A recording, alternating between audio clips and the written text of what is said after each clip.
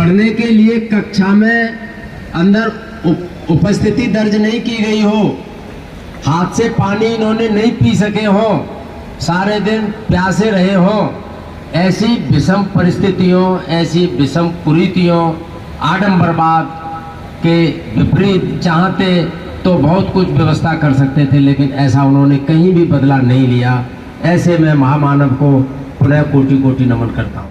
हर्ष का विषय है कि हम अमृत, जैसा कि यहाँ बताया गया है कि विधिवत रूप से हर साल बाबा साहब की जयंती मनाते हैं। साथियों, मनाना बहुत अच्छी बात है। यदि बाइके में आप इनसे व्यवहारिक ज्ञान लेना चाहते हो, क्योंकि हम अभी क्या करते हैं, थ्योरेटिकल होता है, किताबों में पढ़ते हैं या जो मंच पर या जो वक्ता लोग आते हैं वो सुनाते हैं, उसे सुनते हैं। यदि आपको व्यवहारिक ज्ञान लेना है तो आपको 4 धाम की यात्रा करनी पड़ेगी। पहले तो इनके गांव जहां जन्म हुआ, मध्य प्रदेश छावनी, महू छावनी में जन्म हुआ, इंदौर तहसील रतनगिरी, तो वहां पर जो है आपको जाना होगा और वहां पर देखो कि जो हमारी वर्तमान सरकार है इन्होंने काफ़ी विकास किया है, तो उनके बारे में जो व्यवहारिक ज्ञान प्राप्त होगा आपको वहां से मिल जाएगा। इसके बाद बाबा साहब ने जो है संकल्प लिया था, संकल्प भूमि है बड़ोदरा, और ये सितंबर 1919 में ये संकल्प लिया था कि जो उन्होंने वर्तमान में स्थिति देखी थी बचपन से लेके पढ़ाई तक, पढ़ाने के बाद में जब सैन्य सचिव बने थे उस समय तक उन्होंने जो छुआछूत थी, जो एक मानव के साथ एक जानवर जैसा व्यवहार किया जाता था, जो उन्होंने असमानता देखी थी, घोर उनके साथ जो उनके साथ व्यवहार होता था, एक पाशविक व्यवहार होता था, उन्हें वो स्थिति देखी थी, तो उससे वो परेशान हो गए। और जब सैन्य सचिव की बड़ोदरा में नौकरी करी और 9 दिन तक रहे, झूठ बोल के पहले तो रहने के लिए वहां पर कोई जगह नहीं दे रहा था, कमरा नहीं दे रहा था, तो उनको जो है झूठ बोलना पड़ा। पारसी के रूप में उन्होंने पारस की सराय में अपनी शरण ली, और जैसे ही उन लोगों को पता चला कि ये तो अछूत है, तो वहां पर उनके यहाँ पर आधम के शाम कोई लठ ले लेके 9-10 आदमी, और उन्हें गाली दी, भद्दी भद्दी गाली दी, और उन्होंने कहा कि यहाँ से निकल, भाग यहाँ से। उन्होंने बड़ी मुश्किल 12 घंटे की मोहलत मांगी, परंतु उन्होंने कहा कि ये निकल, जल्दी निकल। तो उन्हें जब वो वहाँ से आए तो ऑफिस में मन नहीं लगा, चूंकि वहाँ से उन्हें शिफ्ट करना था।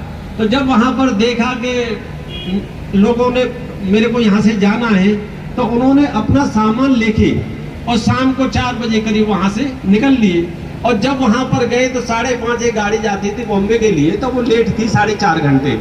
अब वो कहाँ जाए, तो वहाँ पर राजा बड़ोदरा का जो है वो था, क्या कहते हैं, बगीचा था, तो उसमें दूर जाके बैठ गए। वहाँ बरगद का पेड़ था, और वहीं पर रोते हुए ससकते हुए उन्होंने ये संकल्प लिया था कि मैं जो यहाँ की गली सड़ी जो व्यवस्था है, जो असमानता पे आधारित है, और जो चौथा वर्ग है उसके साथ पशुओं जैसा व्यवहार करते हैं ये लोग, मैं इस व्यवस्था को तोड़ के रहूंगा, यानी इस व्यवस्था को जड़ से खत्म करके रहूंगा। उन्होंने वहां पर ये संकल्प लिया था, तो वहां जाना चाहिए। चैत्य भूमि है, बॉम्बे है, वहां पर जाना चाहिए। और इसके अलावा दिल्ली में अलीपुर रोड, जहां से वो काम करते थे, और एक है दीक्षा भूमि, जहां पर उन्होंने दीक्षा लिया था। इन चीजों पर आप जाओगे तो आपको व्यवहारिक ज्ञान होगा। साथियों, जैसे कि आपको पता है कि जो सबसे बड़ा उन्होंने जो काम किया था देश के लिए, वो संविधान को उन्होंने बनाया था। संविधान ड्राफ्टिंग कमेटी के वो अध्यक्ष थे, और उसमें उन्हें बनाने में 2 साल 11 माह 18 दिन लगे थे, जिसमें केवल 7 आदमी थे। 2 आदमी तो बीमार हो गए, 1 आदमी मर चुके थे, 1 छोड़ के चले गए थे, 1 सरकारी उसमें काम में व्यस्त रहते थे। तो बाबा साहब ने ही अकेले ये सारा संविधान का काम किया था। चूंकि चाहते थे कि बाबा साहब संविधान नहीं बनाने पाए, इसलिए किसी ने सहयोग नहीं किया। पर बाबा साहब के अथिक प्रयास से, मेहनत से आपका संविधान बन के तैयार हुआ। और ये जो संविधान है दुनिया का सबसे बड़ा संविधान है, सबसे अच्छा संविधान है। और वो ऐसा संविधान है कि वहाँ पर आपको लोकतांत्रिक तरीके से, प्रजातांत्रिक तरीके से आपको अधिकार दिया गया है, और आपका रिप्रेजेंटेटिव, अभी हमारे भाई जिक्र कर रहे थे रिप्रेजेंटेटिव की, ये बात बिल्कुल सत्य है। ये आपके साथ गांधी ने गलत काम किया था। जो आपको अधिकार मिलना था वो था डबल वोटिंग का, और एक था डबल वोटिंग का, और एक था आपका जो आरक्षण रिप्रेजेंटेटिव था कि हर क्षेत्र में आपकी भागीदारी सुनिश्चित हो। चूंकि काफी संघर्ष के बाद बाबा साहब ने अपनी शर्त के साथ एक समझौता किया और आपको आरक्षण पे आकर के ये विराम करना लगा। इससे होता क्या है कि जो राजनीतिक जो हमारे सांसद विधानसभा अध्यक्ष चुने जा रहे हैं वो भड़ुआ नियुक्त किए जा रहे हैं, उनको केवल पोस्ट दी जाती है, उनको केवल पैसा दिया जाता है, पोस्ट दिया जाता है, उनका मुंह सी दिया या होठ बंद कर दिए जाते हैं, सिलाई कर दिया जाता है कि आपको कुछ बोलना नहीं है। ज्यादा मेरे को मंच पे कहने की जरूरत नहीं है, आपको मालूम होगा कि हमारे जो माननीय जो क्या कहते हैं पूर्व जो राष्ट्रपति थे उनके साथ कैसा कैसा व्यवहार हुआ, मुझे ज्यादा कहने की जरूरत नहीं है, जो आप सब लोग पढ़े लिखे हुए आप सब जानते होंगे। तो साथियों इस तरीका से इनको गुलाम अभी भी बनाया जा रहा है। और यदि ओबीसी और एससी एसटी हम एक हो जाएं, जैसे संगठन की बात करते हैं, शिक्षित तो हो गए पर संगठित नहीं है, यदि हम संगठित हो जाएं तो मैं सही बता रहा हूं जो ट्रेड यूनियन है वो हवा में उड़ जाएगी। मैं आज से 15 साल पहले दिल्ली डिवीजन में सेक्रेटरी के रूप में काम करता था, तो ये समझ लो कि हमने टाई अप ओबीसी के साथ कर रखा था, तो एनआरएम और यूआरएम की हवा उड़ गई थी। सबसे ज्यादा टेबल पर ट्रांसफर पोस्टिंग होती थी तो हमें बुलाया जाता था और हमसे कहा जाता कि भाई ये देख लो आपके पदाधिकारियों को ठीक पद पर रखा गया है। तो साथियों यदि हम दो भी मिलके काम करें ना, उनके पास आदमी आए कहाँ से? अरे 50% वो है और 27 यानी कि 22-23% हमें वो रहे कहाँ से?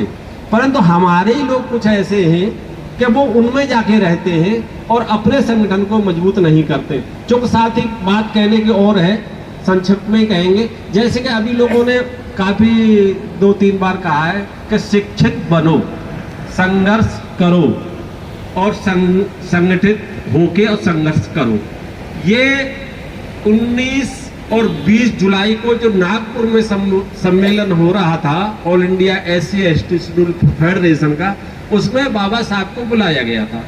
तो वो आपको 2 बार उसमें खुशी की बात है। एक तो है कि वायसराय जो लिथगो थे, उन्होंने लेबर मिनिस्ट्री में अपनी ब्रिटिश काउंसिल में लेबर मिनिस्टर बनाया था, तो उसका जो है पत्र भेजा था। तो पत्र बाबा साहब ने जो है चूंकि उसके अध्यक्ष नहीं बने थे, चूंकि लेबर मिनिस्ट्री नॉमिनेट कर दिए गए थे, तो उसकी वजह से उन्होंने धन्यवाद भेजा, उस अधिवेशन से धन्यवाद भेजा था। 1942 की बात है ये। 19-20 जुलाई को जो सम्मेलन हुआ था उसमें करीब 5 लाख आदमी आए हुए, तो उसमें उन्होंने ये संदेश दिया था सबसे पहले हमारे समाज का विकास होने के लिए कि भाई आप शिक्षित, सबसे पहले शिक्षित बनो। बच्चे जो है कम रखो, सीमित मात्रा में रखो, परंतु उन्हें अच्छी शिक्षा दो, अच्छी तालीम दो और लड़कियों को खास तौर से पढ़ाओ। उन्होंने वहां कहा था साफ सुथरा रहें, अच्छे कपड़े पहने, अच्छा खाएं, अच्छा खाएंगे तो उनका दिमाग शरीर मजबूत होगा, जब शरीर मजबूत होगा तो उनका जो है दिमाग भी मजबूत होगा, सोचने समझने की शक्ति मिलेगी। तो ये जो संदेश है शिक्षित बनो, संगठित बनो, संघर्ष करो। जो संघर्ष तभी कर पाओगे जब आप संगठित रहोगे। तो संगठित होने में हम नहीं हो पा रहे हैं। तो आप अपनी स्थिति उत्तर प्रदेश में देख लो, वहां में कितने आपके विधानसभा में जो मेंबर हैं, एमएलए के मेंबर हैं, आप देख सकते हो हम संगठन नहीं है। कभी थे परंतु आज के समय में संगठन नहीं है। तो इस पर आपको विचार करना है और संगठन करना होगा। तो साथियों जैसे कि भारत का जो संविधान बनाया उसमें पहली लाइन है कि we the people of India having solemnly resolved to constitute India into sovereign, socialist, secular or democratic to all its citizens। उसमें पहले दे रखा है लिबर्टी यानी स्वतंत्रता का अधिकार, राइट टू लिबर्टी सुनना, और दूसरा दे रखा है राइट टू इक्वलिटी, समानता का अधिकार, जो पहले समानता, संविधान से पहले समानता का अधिकार नहीं था। और फिर राइट टू आपका जो है, फिर उन्होंने फ्रेटर्निटी के लिए कहा है कि हम जो है कोई काम करें तो हम अपना भाईचारा कायम करें। भाई जब ही तो हम काम कर पाएंगे। हम द्वेष चित्त से काम करेंगे या घृणा चित्त से काम करेंगे तो हम काम नहीं कर पाएंगे।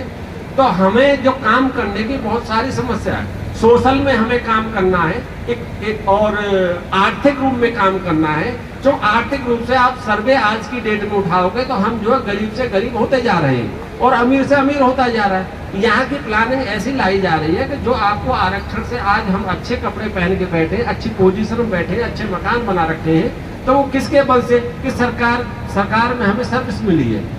ये एक चाहे आरक्षण का हो चाहे रिप्रेजेंटेशन, ये चीज मिली है। अब वो कह रहे हैं कि हम इसे समाप्त तो नहीं कर सकते, तो इसके लिए हमें करना क्या है। उन्होंने निजीकरण ले आए कि निजीकरण रहेगा तो इनका ये वहां पर ये भर्ती नहीं करेंगे।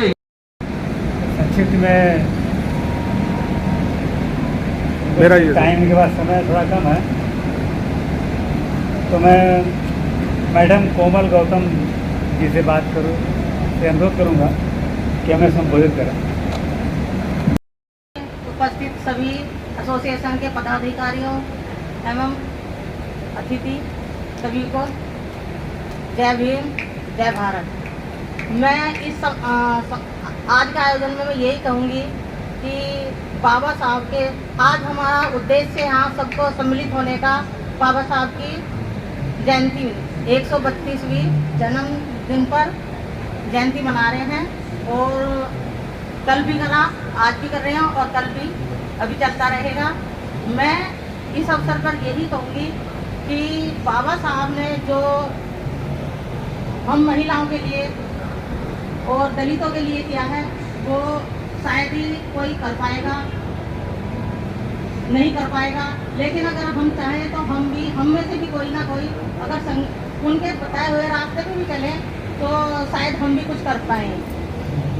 उन्होंने जो महिलाओं के लिए किया है उसी का नतीजा आज ये है कि जिनको अपने लिए सोचने का तो दूर की बात है, अच्छा कपड़ा भी नहीं पहन सकती थी, और आज वही महिला ये देख रही है कि मैं क्या पहनूं, अच्छे से अच्छे क्या पहनूं। उसे पहनने का अधिकार, पढ़ने का अधिकार, वोट का अधिकार, प्रॉपर्टी का अधिकार, सब में उसको आज अधिकार किसने दिया? बाबा साहब ने। बाबा साहब ने जो संविधान की रचना की है उससे महान कार्य कोई नहीं है। इस कार्य के लिए, संविधान के लिए हम बाबा साहब के जिंदगी भर क्या 7 जन्म लेकर भी आभारी रहेंगे, और इसके लिए हम महिलाओं को तो खासकर आभार प्रकट करना है। और आज मैं आप सबके बीच में जो हूँ ये उन्हीं के प्रयासों का एक नतीजा है कि उन्होंने बताया, उन्होंने अधिकार बताए हमें, उनके अधिकार चलते चलते हम आज यहाँ तक पहुँचे हैं। जय भीम जय भारत। राष्ट्रीय कोषाध्यक्ष और नार्दन जोन के जोन अध्यक्ष आदरणीय प्रेम सिंह जी को अनुरोध करूंगा कि आएँ और अपना संबोधन। जय जय जय जय भीम। जय भीम जय भीम। महाकार्ण तथागत गौतम बुद्ध को नमन करते हुए बोध सत्य भारत रत्न बाबा साहब डॉक्टर B.R. अम्बेडकर जी के चरणों में कोटि कोटि नमन करता हूँ। बहुजन समाज में जन्मे तमाम हमारे शुभचिंतक महापुरुषों, जिन्होंने अपने जीवन की कुर्बानी देते हुए हमारे हक और अधिकार को आज सुरक्षित रखा हुआ है। आज के इस कार्यक्रम में उपस्थित एनी रेलवे के जोनल अध्यक्ष बड़े भाई श्री बच्चूलाल जी, जोनल कोषाध्यक्ष, अभी हाल ही में 5 तारीख को हमारे नॉर्दर्न जोन का चुनाव हुआ था, और ये बताते हुए मुझे हर्ष है कि हमारे जोन में पहली बार महिला पदाधिकारी रही हैं, लेकिन जोनल कोषाध्यक्ष के रूप में अब तक के इतिहास में पहली बार महिला कर्मचारी हमारे बीच में चुन के आई हैं निर्विरोध। जैसे ही लोगों को पता चला कि मैडम ने अपना नॉमिनेशन किया है तो किसी ने इनके बराबर में पर्चा ही फाइल नहीं किया, तो ये हमारे लिए बड़ी खुशी की बात है। तो हमारे बीच में उपस्थित मैडम कोमल, नॉर्थ जोन के अपर जोनल सचिव पदम सिंह जी, हेडक्वार्टर डिवीजन के मंडल अध्यक्ष DB सिंह जी, दिल्ली डिवीजन के मंडल अध्यक्ष महेश जी, और इस कार्यक्रम को आयोजित करने वाले हमारे भाई राम प्रकाश जी, नवनीत जी, और उपस्थित सभी कार्यक्रम के आयोजक, प्रायोजक, सहभागी आप सबको डॉक्टर बाबा साहब बी आर अम्बेडकर जी के 132वें जन्म दिवस पर हार्दिक शुभकामनाएं और बधाइयाँ। साथियों, बाबा साहब के बारे में बहुत चर्चा की गई है और आप बीच बीच में सुनते रहते हैं। बाबा साहब डॉक्टर बी आर अम्बेडकर ने जिस देश काल और वातावरण में विषम परिस्थितियों में रहते हुए उच्च शिक्षा हासिल की और जहां भी उन्हें मौका मिला, जिस क्षेत्र में भी उन्हें अवसर मिला, उस क्षेत्र में बिना भेदभाव किए और बिना बदले की भावना के ईमानदारी और सत्यनिष्ठा के साथ उन्होंने अपने कर्तव्य का निर्वहन किया। साथियों, जिस विद्यार्थी को आजीवन संघर्ष करना पड़ा हो, पढ़ने के लिए कक्षा में अंदर उपस्थिति दर्ज नहीं की गई हो, हाथ से पानी इन्होंने नहीं पी सके हो, सारे दिन प्यासे रहे हो, ऐसी विषम परिस्थितियों, ऐसी विषम कुरीतियों, आडंबरवाद के विपरीत चाहते तो बहुत कुछ व्यवस्था कर सकते थे, लेकिन ऐसा उन्होंने कहीं भी बदला नहीं लिया। ऐसे में महामानव को पुनः कोटि कोटि नमन करता हूँ। साथियों, मैं ज़्यादा समय नहीं लूँगा, 3-4 क्षेत्र में मैं बात करूँगा कि बाबा साहब ने जो नारा दिया था, शिक्षित बनो, संगठित रहो और संघर्ष करो। संघर्ष, शिक्षित होना व्यक्ति विशेष के जीवन के विकास का प्रथम और अंततः सिर्फ एक ही मात्र उद्देश्य है कि उस व्यक्ति का विकास होना, उस व्यक्ति के विकास से उस परिवार का विकास होना, परिवार के विकास से उस धर्म संप्रदाय समुदाय का विकास होना, और उसी शिक्षा से बढ़ते बढ़ते जाके एक देश को अगर कोई पढ़ा लिखा कोई एक वैज्ञानिक मिल जाता है या और अच्छा कोई महापुरुष मिल जाता है तो वो निश्चित तौर पर वो देश के काम आता है। संघर्ष करो। संघर्ष को हम लोग दो तरह से लेते हैं कि एक अपने हक और अधिकार के लिए संघर्ष, इससे पहले जो संघर्ष होता है वो एक व्यक्ति विशेष का एक संघर्ष होता है, और वो संघर्ष होता है कि उच्च शिक्षा हासिल कर किसी विशेष क्षेत्र में प्रविष्टि करके न केवल वो अपना विकास करे, लेकिन अपने जो भी उसको दायित्व सौंपा गया है देश के लिए, विकास के लिए, वो कार्य करे। तो आज की जो हमारी पीढ़ी है वो संघर्ष की तरफ कम जा रही है। चाहे वो ऐसा भी हो सकता है कि इन्होंने सुख सुविधाएं ज़्यादा मिल रही हैं या इन पे हम लोग कम ध्यान दे रहे हैं। रही बात सरकार की, तो ये सरकारों है, जो भी सरकारें नहीं हो, मैं किसी का सरकार का नाम नहीं लूँगा, इनकी जो नीति है वो नीति इनकी अपने हिसाब से ये नीति निर्धारित करते हैं। ये देश की और आवश्यकता के हिसाब से कोई भी नीति निर्धारण नहीं होता है इनका। आज हमारे देश की शिक्षा जितनी महंगी हो गई है, जो एक आम आदमी को अपने बच्चे पढ़ाने लिखाने में काफी मशक्कत का काम।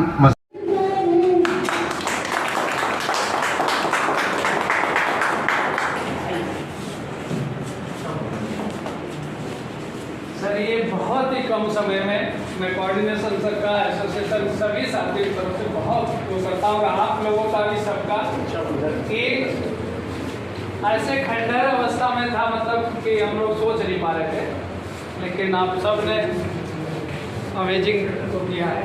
और मैं सर अनुरोध करूँगा यहाँ भी दीप प्रज्वलित करके हम लोग क्योंकि एक पूजा सबसे बड़ी चीज होती है, जो एक सिद्धांतों को भी सर रात को 3 बजे गए हैं, तालियों से 3 बजे ये गए हैं, बोले हमसे संकल्प किया था कि मैं कार्य को पूरा करके ही जाऊंगा।